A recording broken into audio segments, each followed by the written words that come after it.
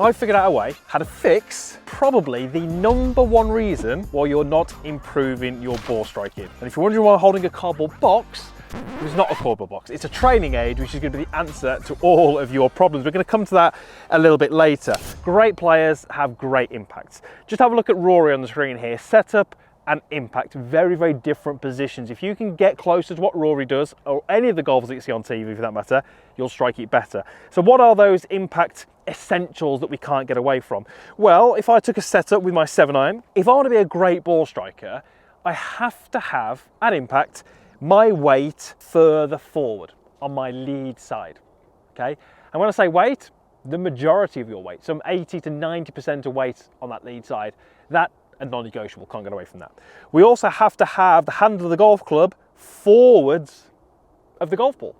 That takes loft from the golf club and it de-lofts it. So we start to get the correct launch angle, we start to hit the middle of the club face more, we start to get more ball speed. We've got the head, pretty much middle of your heels, and we also have a little bit of rotation. You can't get away from them. Miss one of those and you're going to struggle. Miss 2 or 3 and you're really going to find this game hard to play. So the first little exercise we're going to do, we're going to take a club, we're going to prop it across your shoulders and you're going to do the sink drill. I love this one. Think about this in your golf swing. Do we move weight? No, we don't. We move pressure, and that's completely different. So what do great ball strikers do in order to get this ball turf contact? Well, they make a movement which is downwards and forwards. Just watch my hat, the logo on my hat, and watch my lead shoulder as I make this backswing to downswing transition move. Now, I am making this very exaggerated, but what I'm actually doing, I am sinking into my lead side. I am putting an extremely high amount of force and pressure under my lead foot. Because I'm doing that, my shoulder actually travels forward and down.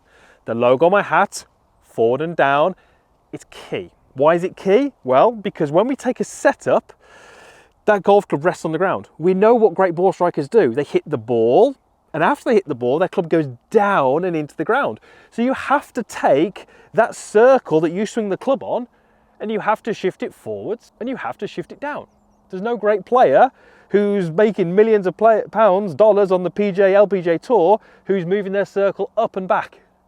You see plenty of those on the weekend on the golf course, struggling off the tee and struggling to hit their iron shots. So we have to have this movement here in order to get that club bottoming out target side of the ball. That's the first thing I want you to practice. Now, the second thing you want to practice is going to the extremes. Okay, so many of you will not have your weight far enough forward. And when you practice this, even then you don't get it far enough forward. This is a great little drill to kind of understand how all these pieces go together. You're going to take your lead hand on the golf club, normal grip. And if I was to simply swing my club, I would not be taking a divot because my club sort of rests on the ground. We mentioned that a moment ago. So I'm going to put myself into a position where my golf club would be far too steep, okay? Where it would go crashing into the ground and take the biggest divot you've ever seen. So I'm going to take my setup and I'm just going to lean over here into my lead side. Now, I appreciate my head's gone a little forward. Don't worry too much about that. We are trying to go to the extremes here. Now, from this position, if I was simply to move the club back and through, my golf club would be crashing into the ground, very, very steep. What I want you to do from here is I want you to make a little backswing. I want you to let the club move towards the ground, and I want you to move the club away from the ground, not by flexing the arm. So many of you do that. Not by releasing the club early. So many of you do that. By actually moving the left hip, the left shoulder up and away. So I'm hitting the ground, but there's no real big divot. That's what the great ball strikers do. Watch them. Okay, watch where Rory is at impact. He's going to take his setup, he's going to make his backswing, he's going to sink into that lead side, he's going to start coming down, the club's going to be very, very steep into the ball. But now, where is he? Super far left with his weight, super far left with his handle. That's how he gets that great ball strike, and then he can push up into this follow through and get that really nice extended position that I know so many of you are searching for. I know so many of you have videoed your golf swing and not seen that. This is a great way to get it. These little exercises, these little drills are brilliant to give you all the right feels that you want in your golf swing. So now what we're going to do is we're going to create a little scenario where we can actually practice this. I'm going to take my towel, I'm going to fold it up, and I'm going to place it behind the golf ball. And I want that towel, you know, around about the width of 2 club heads back. It will depend a little bit on how big the towel is and the size of it, but around about 2 club heads is perfect. I'm then going to take a tee, and I'm going to place that tee around about the same distance in front. So I've now got my golf ball on the ground, I've got my towel behind, and I've got my tee in front. Now, great ball strikers, if you were to get we've used him so far, so use him again. If you were to get Rory McIlroy here, he would be able to hit shots where he would miss the towel, hit the golf ball, and clear the tee. Because of those things that we've spoken about, because of the fact that he's got his weight forward, because he's got his hands forward. As soon as we put an obstacle behind, or as soon as we talk to a golfer about hitting more down, being more steep, taking a divot after the ball, what happens? Well, they do the natural thing that so many golfers do. To hit more down, they swing a lot more over the top.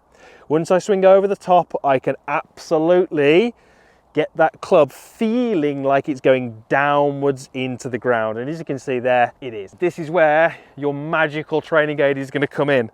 So we've got this box, and what we're going to do is going to place this box right on the outside of your golf ball. Now we've got a perfect station. This station, trust me, is going to turn you into a great ball striker, because you're now very much aware of where you need to be at impact. You've created some drills where you've felt that, and you've now got a station set up where you're trying to miss the towel, hit the tee, and you physically cannot do it in the wrong way.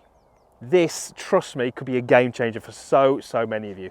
So now we're going to see whether I can do it after all this talking. So the goal here would be miss the towel, hit the tee, and with any luck, that box will still be in one piece. I actually can't hit a 7-iron any better than that. Just come in close and have a look at where that strike is. There was the tee. I did tee my 7-iron up, but look at that. There's the towel, missed that. There's the ball on the tee. There was the divot. And because that box was there, look at the travel of that divot as well. Perfectly neutral towards my target. So that was a great ball strike. I couldn't have hit that any better. I had all the ingredients I needed, and it was that scenario, that situation, that setup which allowed me to do that. If you practice those drills, go through that little system that we've gone through there, you will start to elevate your ball striking. And trust me, the game's so much easier, and it's a lot more fun as well.